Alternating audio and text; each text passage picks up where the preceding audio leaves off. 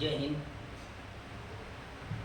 आज सामाजिक सुधार संगठन के बारे में जानकारियाँ हासिल करेंगे। इसमें से आप लोग का 3-4 क्वेश्चन समथिंग आइए जाएगा। आइए देखते हैं। सामाजिक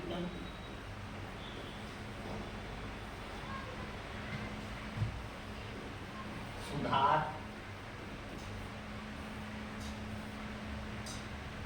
संगठन।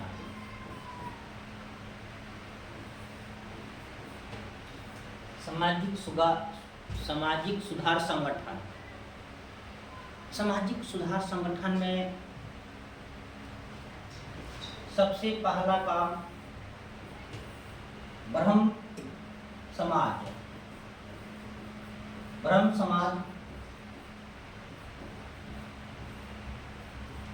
का स्थापना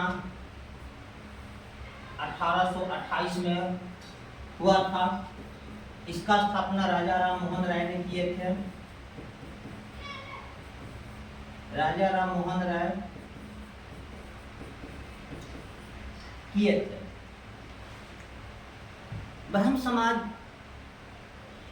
कलकत्ता में शुरू किया गया था। इसके संस्थापक थे राजा राम मोहन राय। राजा का उपाधि अकबर द्वितीय ने दिया था। इन्होंने हिंदू धर्म के कुप्रथाओं के विरोध में आवाज उठाए थे। इसीलिए इनको भारतीय पुनर्जागरण का या आधुनिक भारत का अग्रदूत या आधुनिक भारत का पिता कहा जाता है। इन्होंने कुप्रथाओं के बारे में सबसे पहले बतलाए और विरोध इन्होंने ही शुरू किए थे।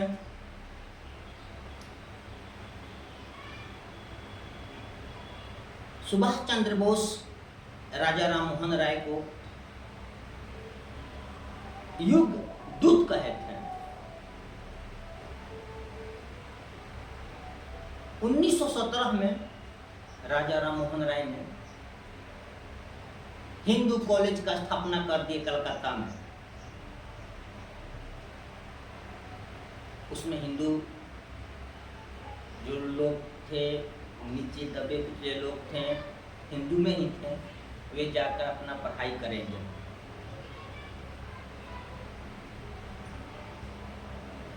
अठारह में सती प्रथा हो गया। इन्होंने सती प्रथा का विरोध एकदम जोर से किए थे। इनका सहयोग दिए थे विलियम बेंटिंक साहब ने।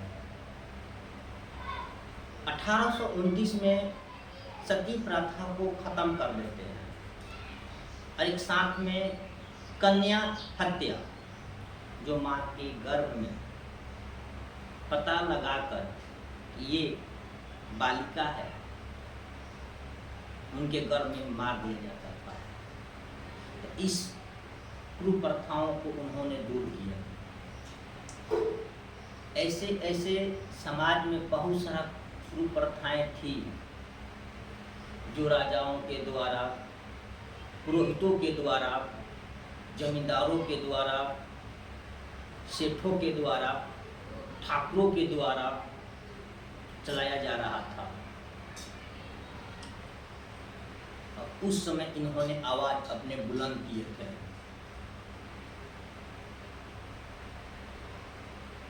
इनके प्रमुख सहयोगी डेविड हेयर थे। डेविड हेयर ने कहे थे कि हम आपका साथ फुल समर्थन के साथ देंगे। और इन्होंने भाषा 5-6 प्रकार के भाषा जानते थे। उर्दू, फारसी, बंगाली, हिंदी, अंग्रेजी। और इनके 2 प्रिय शिष्य थे, देवेंद्रनाथ टैगोर और केशव चंद्र सेन। जब इनकी मृत्यु हो जाती है 1833 में, लंदन में उस समय थे, वहाँ से लाश को लाया जाता है। तो इनकी मृत्यु मेनिंजाइटिस नामक बीमारी के वजह से हो जाता है। मेनिंजाइटिस एक मानसिक बीमारी होती है। भारतीय मीडिया, उस समय की आप मीडिया कहिए, उन्होंने हल्ला उठा दिया कि अंग्रेज ने राजा राम मोहन राय को अटैची चलाकर कपार पर मार दिया, जिसके कारण से इनकी मृत्यु हो गई हवाई जहाज से उतरते समय। अब बताइए भाई, भारतीय मीडिया आज के समय में 151 नंबर पर चली गई है उनकी रैंक। अपने आप को चौथा स्तंभ कहते हैं। हमको मीडिया से ज़्यादा भरोसा यूट्यूबर पर है। यूट्यूबर लोग जो है ना, ये काला चिट्ठा जो दिखाते हैं, ये हकीकत वाला दिखाते हैं। इसमें नो मिक्सिंग, मिक्स कुछ नहीं करते हैं। और मीडिया वाले भाई लोग विश्व सुंदरी को लेके बैठा देंगे, वो अपना ठोर रंग कर बैठ जाएगी। न्यूज़ से ज़्यादा लोग उन्हीं को देखेंगे।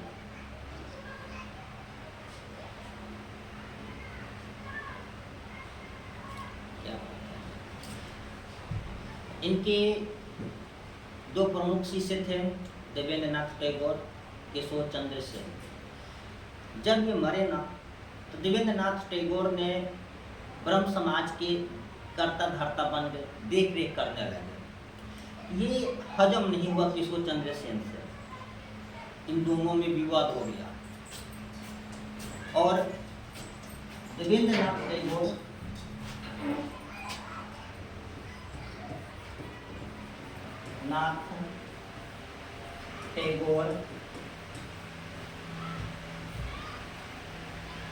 अलग हो गए और केशव चंद्र सेन भी अलग हो गए।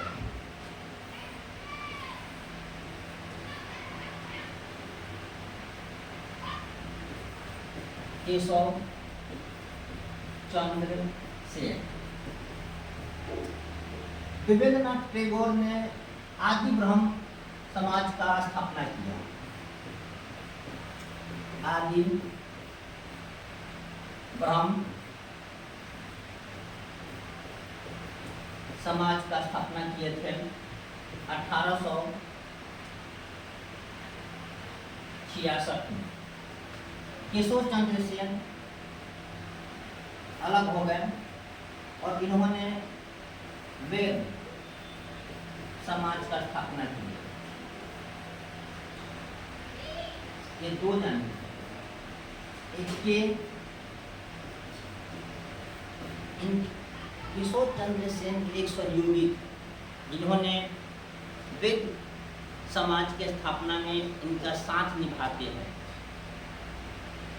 के श्रीधर नायडू, के श्रीधरलू नायडू, के श्रीधरलू नायडू। तो नाम टेढ़ा है, लेकिन भाई साहब ये तो लिखना पड़ेगा ना। इसमें एग्जाम में बहुत कॉमें पूछता है, पूछता है ना, तो इन्हीं का नाम पूछता है, इसलिए इनका नाम को याद इतना करता भी नहीं, हम भी नहीं करते हैं।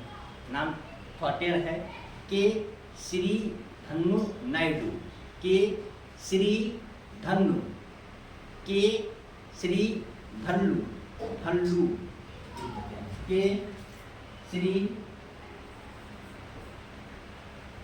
धनु, धल्लू, के श्री धल्लू नायडू।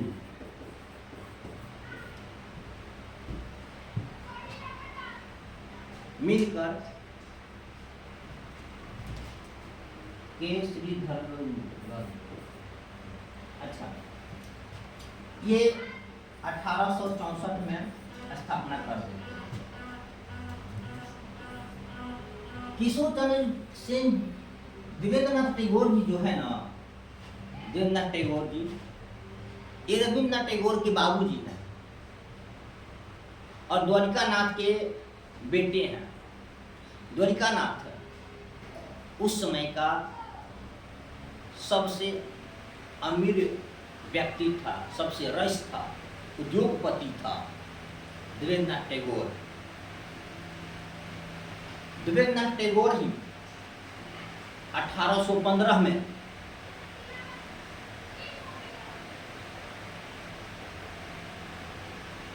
एक संगठन का स्थापना करते हैं, आत्मीय सभा संगठन 1815 में। तो आत्मीय सभा संगठन का स्थापना किसने किए थे? तो देवेंद्रनाथ टैगोर के बाबूजी द्वारिकानाथ ने। ठीक 1825 में वेदांत कॉलेज का स्थापना हो गया था। 1825 में वेदांत कॉलेज का स्थापना हो गया, जो वेद का पढ़ाई इसमें होता है। अब वेद का पढ़ाई जरूरी है। अब हम लोग के जो सरकारी स्कूलें हैं 8वां क्लास तक वैदिक पढ़ाई की स्टार्ट हो चुका है, वेद का पढ़ाई पढ़ाया जा रहा है। अब चलते हैं, इनके 2 किताब लिखे थे, इन्होंने 2 किताब लिखे थे, किताबें पत्रिका, 2 प्रमुख पत्रिका लिखे हैं।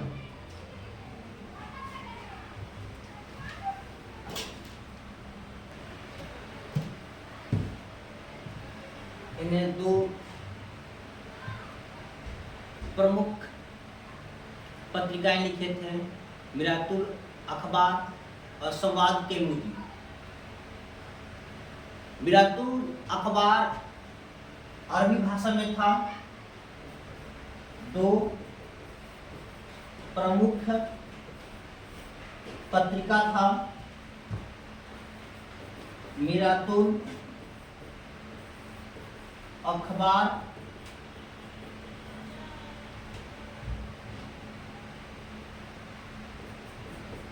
फारसी में था, संवाद कौमुदी बंगाली में था।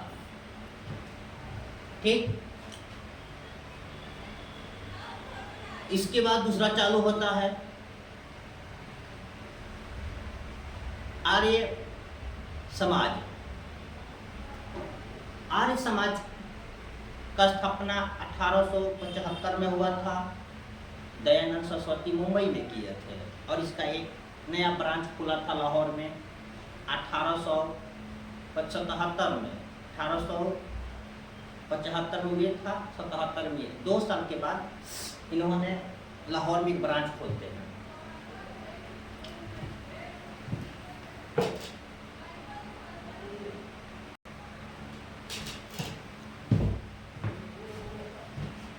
दयानंद सरस्वती ने मूर्ति पूजा का विरोध कर दिया। एक बार की बात है, दयानंद सरस्वती जी देवी जागरण में गए थे, रात का समय था, शंकर भगवान का मंदिर था। इनकी माँ शंकर जी को प्रसाद चढ़ाई, ये बहुत खचरे थे। इन्होंने देखे कि जो प्रसाद शंकर जी के सामने चढ़ाया गया था, एक चूहा आता है और प्रसाद खा के चला जाता है। इन्होंने माँ से कहा, माँ यहाँ का प्रसाद क्या होगा? तो माँ ने बोली कि ये भगवान का प्रसाद था, भगवान ने खा गए। तो इन्होंने कहा था कि नहीं, ये प्रसाद मैंने देखा कि चूहा एक खा कर इसमें जा रहा है, इनका प्रसाद एक चूहा खा गया। मैं इस मिट्टी को हमें क्यों भगवान मानूं, जो खुद अपने प्रसाद को रक्षा नहीं कर सके, वह हमारी खाक रक्षा करेंगे। उस दिन से ही दयानंद सरस्वती ने मूर्ति का विरोध कर दिया और वहां से देवी जागरण से घर लौट आए। इसको नोट कर लो।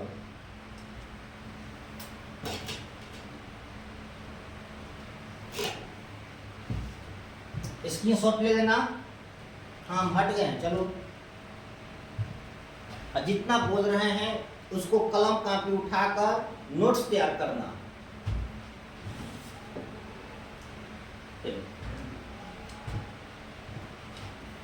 आर्य समाज संस्थापक 1875 में संस्थापक थे दयानंद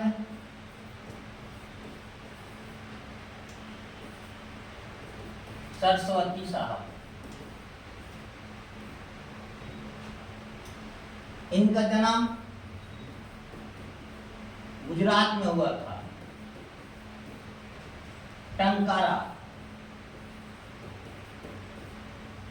काठियावाड़ में।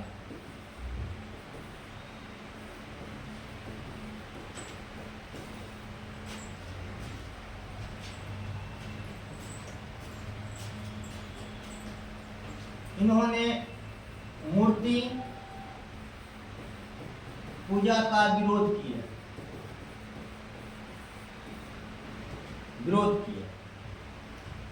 पानी लगा दो, पानी लगाओ।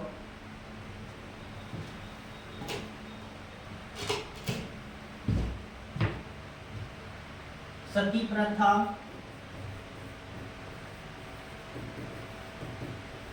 विरोध किए। बाल विवाह,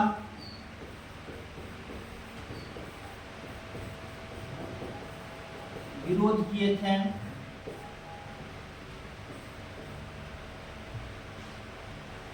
एक छोटी सी बच्ची को ही करीबन 8 से 10 साल की एज में बाल विवाह हो जा रहा था। उनकी शादी करके छोड़ दिया जा रहा था। वे जाति नहीं थी, इसी को बाल विवाह कहते हैं। एक छोटी सी बच्ची का जिसका एज 8 से 10 साल का होता था, उनका शादी कर दिया जा रहा था। अब कुछ समाज ऐसे थे कि बच्चा भी छोटा, बच्ची भी छोटी, ठीक, ये तो चल जाता था। लेकिन कुछ में ये था कि व्यक्ति जो है वह 40 साल का है और जो बच्ची है वह 10 साल की है। ये सब उस समय कुरीतियाँ थी। पर्दा प्रथा,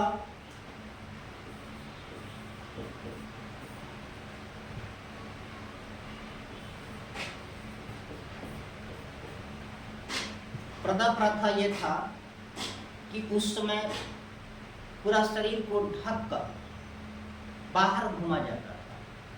जैसे कि आज के समय में महिलाएं भी है जो बुर्का पहनती है, अपने पूरा शरीर को ढककर घूमती है, उस प्रकार से था। महिलाओं को पुरुष से काफ़ी दूर रखा जाता था। उन लोगों का पुरुष समाज में कोई हस्तक्षेप नहीं होता था। आज भी कहीं कहीं है जो घर पढ़ लिख लिया है वह पुरुष और महिला दोनों का एक समान से देखता है। लेकिन जहाँ आज भी कुछ लोग पढ़े लिखे नहीं हैं, वह महिलाओं को बहुत पर्दे में रहना पड़ रहा है। तो पर्दा प्रथा, उनका विरोध किए थे। अपना एक ब्रांच खोले थे 1877 में लाहौर।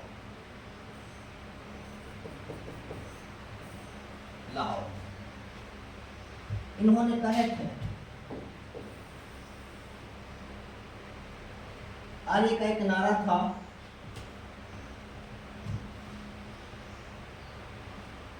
भारत भारतीयों के लिए है। और दयानंद सरस्वती का नारा था, वेदों की ओर लौटो, वेद की जानकारियाँ हासिल करो। वेद में बहुत सारी ऐसी जानकारियाँ हैं जो आपके दिमाग को विकसित करेंगे। इनके गुरु का नाम ब्रिजानंद था।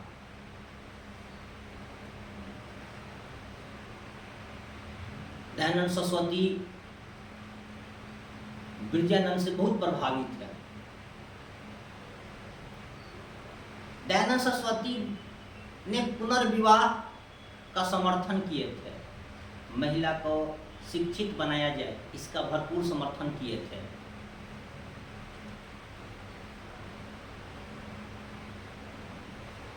आज के इस समय में अभी भी शिक्षा में 3 लोग पीछे हैं, महिला, मुस्लिम, दलित। यदि सबसे अधिक शिक्षा की ज़रूरत है, ये 3 लोग, 3 समाज की ज़रूरत है।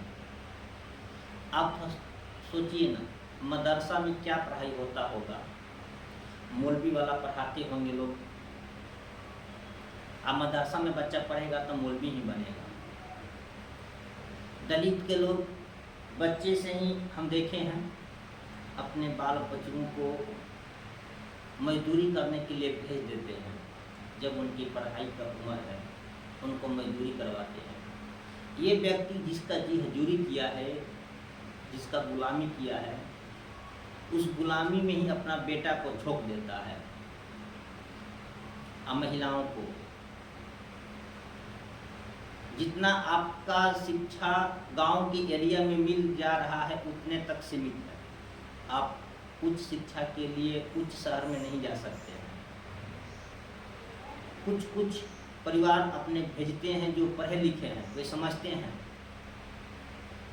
उन लोग को एक बात याद आता है अंबेडकर साहब जी का कि शिक्षा उस अग्नि का दूध है जिसने पिया है उसने दहाड़ा है, और जो जितने पिएगा वो उतने दहाड़ेगा, और जो जितनी कम पिएगा उतने कम दहाड़ेगा।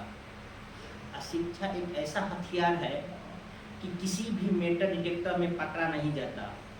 मेटल डिटेक्टर एक मशीन होती है जो गोला, बम, बारूद, बंदूक को जांच करता है।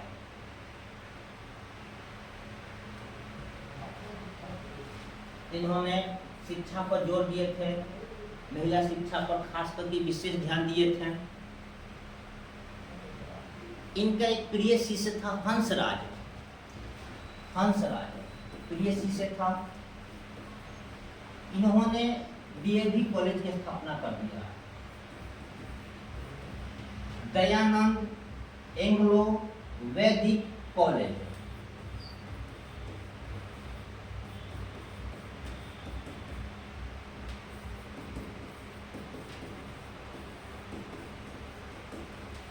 दयानंद एंग्लो वैदिक कॉलेज का स्थापना कर दिया। आज पूरे देश में, भारत देश में, पूरे राज्य में विख्यात है डीएवी स्कूल या डीएवी कॉलेज। दयानंद को 19वीं शताब्दी का उत्तरी भारत का हिंदू लूथर या मार्टिन लूथर के नाम से जाना जाता है। तो मार्टिन लूथर किसे कहा जाता है? तो दयानंद सरस्वती को कहा जाता है। रामकृष्ण परमहंस,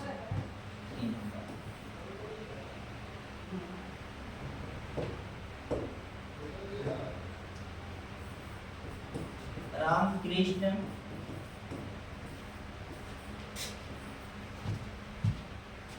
परमहंस,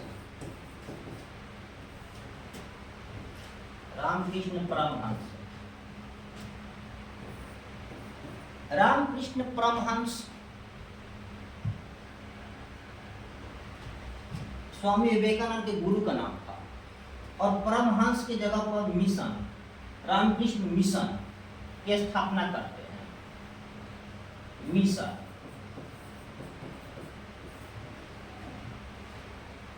स्वामी विवेकानंद ने अपने गुरु के नाम पर इस मिशन को स्थापित किए थे। इनके गुरु का नाम था रामकृष्ण परमहंस। अभी धार्मिक गुरु थे। स्वामी विवेकानंद रामकृष्ण मिशन का स्थापना करते हैं। इनका जन्म 12 जनवरी 1863 में हुआ था। अब 12 जनवरी को युवा दिवस में, यानी राष्ट्रीय युवा दिवस के रूप में मनाया जाता है। इनका वास्तविक नाम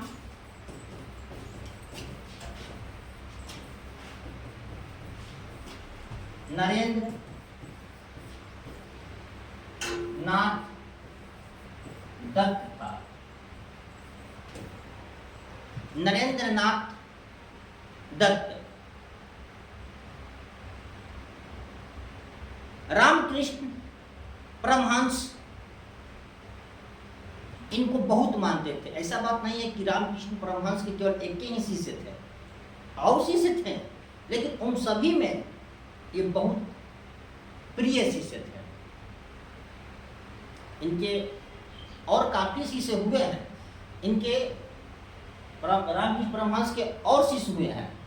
और दूसरा बात, स्वामी विवेकानंद का एक ही गुरु नहीं बने हैं ये, स्वामी विवेकानंद के और गुरु हैं, लेकिन जिनके पढ़ाई से इनकी परचम लहराया है, पूरी दुनिया में फेमस हुए हैं, जिनके सिखाई से ये फेमस हुए हैं, उन्हीं का नाम लिया जाता है।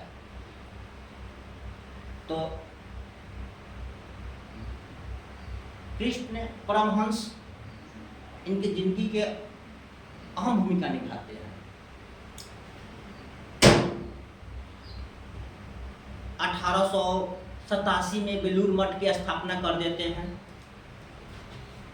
इसके जस्ट कुछ साल के बाद, यानी कि 6 साल के बाद 1893 में ऐतिहासिक धर्म सम्मेलन होता है शिकागो शहर, अमेरिका में। तो उस समय इनका वास्तविक नाम था जो नरेंद्र नाथ दत्त था, लेकिन खितरी के राजा अजीत सिंह ने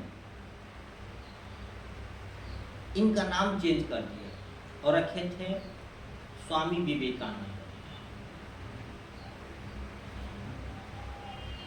जब वहां जाते हैं तो इनको मात्र कुछ ही समय बोलने का मौका दिया गया था, वो भी लास्ट में दिया गया था। सभी देश के धर्म गुरु वहां पहुंचे थे, अपने अपने धर्म का बारे में बता रहे थे।